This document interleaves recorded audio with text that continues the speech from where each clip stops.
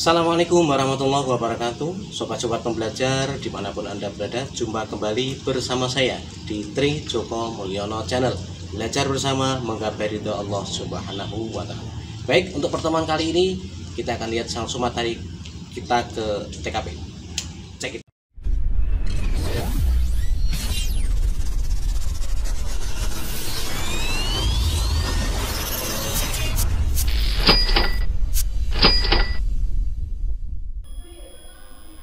Assalamualaikum warahmatullahi wabarakatuh.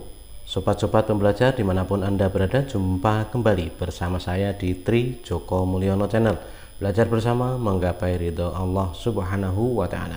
Anak-anak sekalian dimanapun kalian berada saat ini, untuk kali ini kita akan melanjutkan materi pembelajaran tentang pengenalan komputer.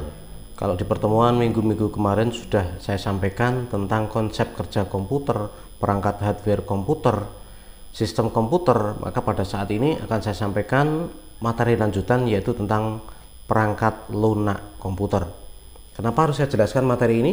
Di pertemuan kemarin sudah kita jelaskan bahwa sistem kerja komputer itu ada hardware, ada software, dan ada brainware. Nah, kalau hardware dan sistem kerja komputer sudah saya sampaikan, maka pada kesempatan kali ini akan saya sampaikan tentang perangkat lunak komputer atau software dan brainware atau user komputer.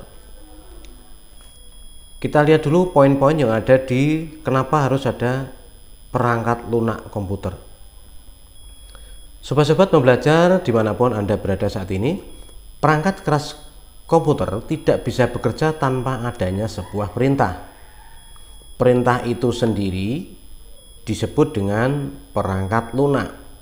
Nah, perangkat lunak itu ditentukan atau ditulis oleh manusia. Artinya bagaimana? Bahwa perangkat keras komputer, hardware, itu tidak bisa bekerja tanpa adanya sebuah perintah. Dan perintah itu dibuat oleh manusia dalam bentuk perangkat lunak atau software.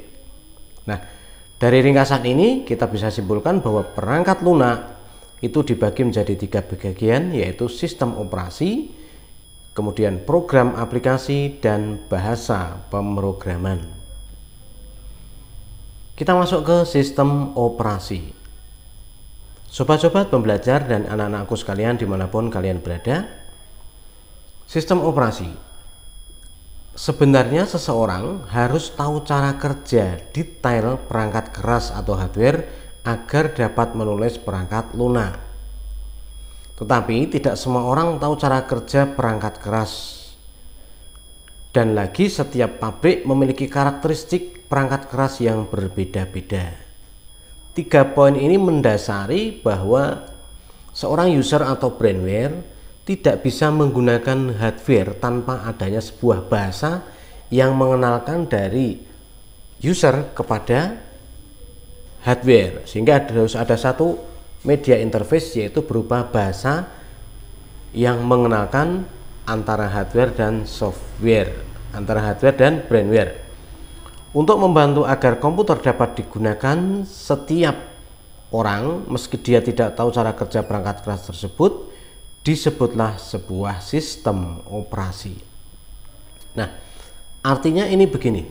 Jadi sistem operasi itu adalah sekumpulan driver yang digunakan untuk membaca, mengenalkan brainware kepada hardware dengan membaca bahasa-bahasa komputer, sehingga hardware tersebut bisa dikenal oleh brainware dan bisa digunakan. Contohnya apa sistem operasi? Seperti Windows, Linux, Macintosh, dan masih banyak lagi yang lain. Cuma mungkin saat ini yang familiar di negara kita yaitu Windows. Sobat-sobat pembelajar dimanapun Anda berada, sistem operasi ini berguna untuk mengatur seluruh operasi dan sumber daya perangkat keras komputer. Artinya apa? Bahwa sistem operasi inilah yang merupakan device, merupakan media pengenal antara user dengan komputer, sehingga seorang user bisa menggunakan hardware dengan baik. Sistem operasi ditulis oleh pabrik software sehingga mudah digunakan oleh orang yang tidak mengerti komputer secara rinci. Jadi berfungsi sebagai media interface antara mesin atau komputer atau hardware dengan manusia. Misalnya kalau kita menggunakan perintah print pada komputer untuk mencetak sebuah data tanpa harus tahu bagaimana cara kerja komputer dan printer bekerja. Cukup kita ketikkan print saja atau kita tekan button printer maka akan nge-print. Bagaimana cara kerja printernya kita tidak tahu karena semuanya sudah ditangani oleh sistem operasi. Yang kedua adalah bahasa pemrograman. Apa itu bahasa pemrograman? Bahasa pemrograman adalah program komputer yang berguna untuk membuat program lain. Program yang dibuat bisa berupa program aplikasi atau sistem operasi. Jadi bahasa pemrograman itu adalah bahasa khusus yang digunakan oleh seorang programmer tentunya untuk membuat sebuah program aplikasi, juga untuk membuat sebuah program atau sistem operasi, atau mungkin aplikasi yang lainnya yang banyak sekali. Nah, bahasa yang dipakai itu biasanya seperti bahasa, contohnya bahasa C, kemudian Pascal, C++, Java, Delphi, kemudian ada juga Visual Basic, dan mungkin masih banyak di luaran sana yang bahasa pemrograman yang sekarang sudah berkembang di media informatika. Yang ketiga adalah masih dalam software aplikasi, masih dalam software rekayasa program perangkat lunak, yaitu program aplikasi. Program aplikasi adalah program komputer yang ditulis untuk dapat menyelesaikan permasalahan atau kerja tertentu. Jadi program aplikasi ini dibuat untuk satu program tertentu. Misalkan contoh, komputer kita kena virus, nah ada program aplikasinya namanya antivirus. Kita pengen menghitung atau merancang sebuah bangunan dengan hitung-hitungan, ada Microsoft Excel. Kita pengen mengetik sebuah surat, ada Microsoft Office tentang Microsoft Word dan sebagainya. Program aplikasi ini dapat dibeli atau dibuat sendiri dengan menggunakan bahasa pemrograman di depan tadi. Ditulis oleh seorang programmer menggunakan bahasa pemrograman, misalkan seperti Microsoft Office yang sering kita pakai, ada Word, ada Excel, ada Spreadsheet, ada PowerPoint, dan masih banyak yang lain.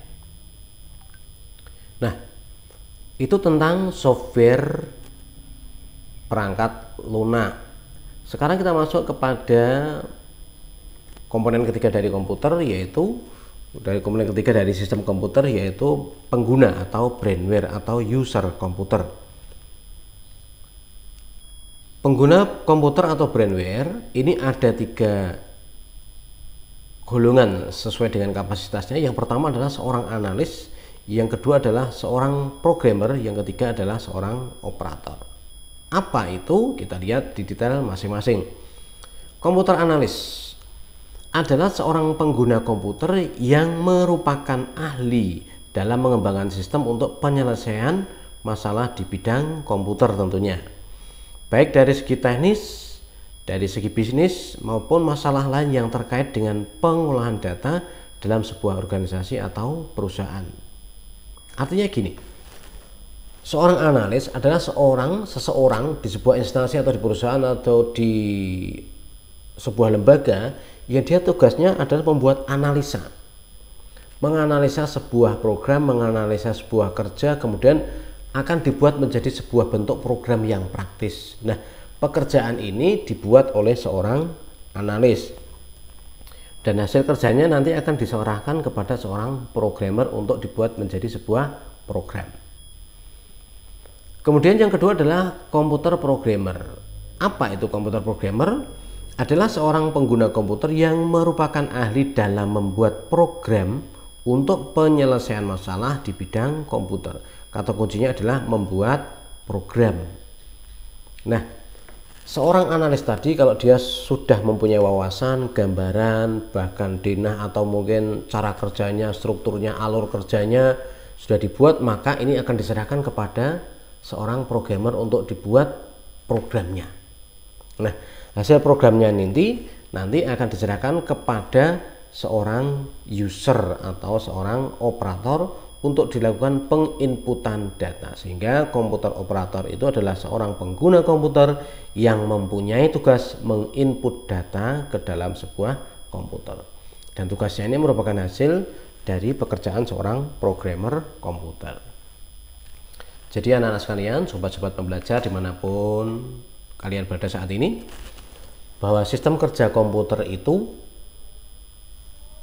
ada 3 komponen yang tidak bisa dipisahkan, yaitu hardware perangkat kerasnya, software perangkat lunaknya, dan brainware perangkat pengguna komputer. 3-tiganya ini tidak bisa dipisahkan, harus bekerja bersama-sama. Mudah-mudahan bisa dipahami materi singkat ini. Selamat belajar, terima kasih.